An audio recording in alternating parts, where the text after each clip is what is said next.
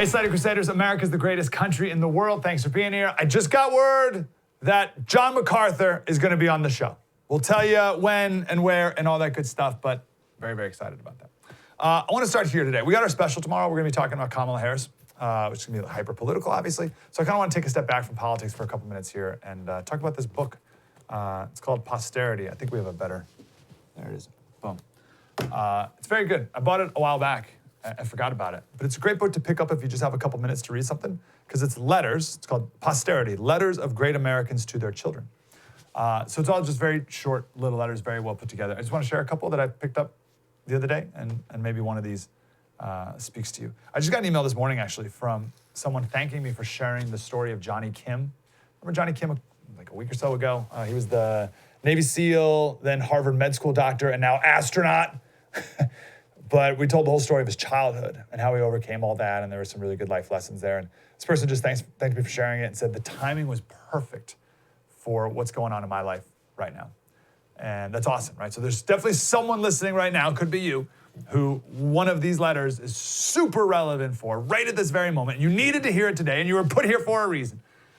And then for the rest of us, they'll certainly be relevant at one time. Good things to put in our back pocket. Because these are all things we have in common, right? In the human experience. And we can focus, well, I don't even know if we're allowed to focus on these things that we have in common anymore. We can only talk about our race.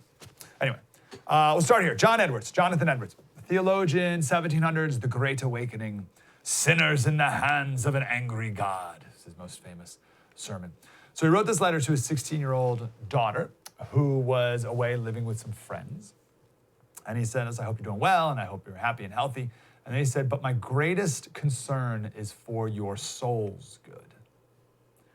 And he talked about how I wish we were here with you, but God is everywhere. And I wish we could care for you personally, but you are at every moment in his hands.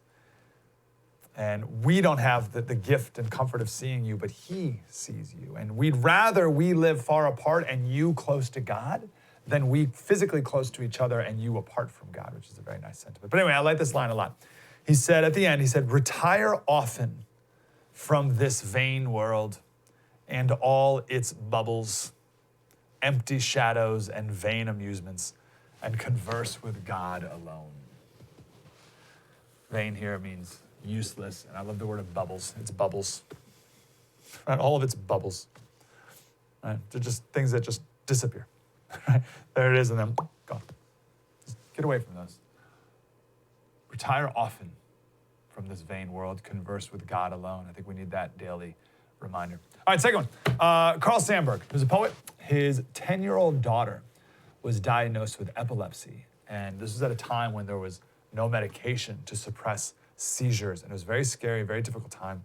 And he wrote this letter, Carl Sandburg did, to his 10-year-old daughter who was away at like a treatment center, like a hospital center for her. And he said this letter, this is so good. He said, Dear Margaret, this is only a little letter from your daddy to say he thinks about you hours and hours, and he knows that there was never a princess or a fairy worth so much love. We are starting on a long journey and hard fight, you and mother and daddy. And we are going to go on slowly, quietly, hand in hand, the three of us, never giving up. And we are going to win. Slowly, quietly, never giving up. We are going to win. Love, Daddy. I love that. And there's a bunch of these in this book right here, right? This theme of these tough men writing these super sweet notes to their young daughter or son. Teddy Roosevelt wrote a letter to his son when he was 6, and he was president. Teddy was president at the time.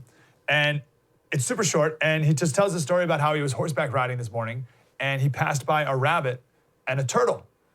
And the rabbit and the turtle were just standing there, and it looked like they were friends. And then he drew a little cartoon.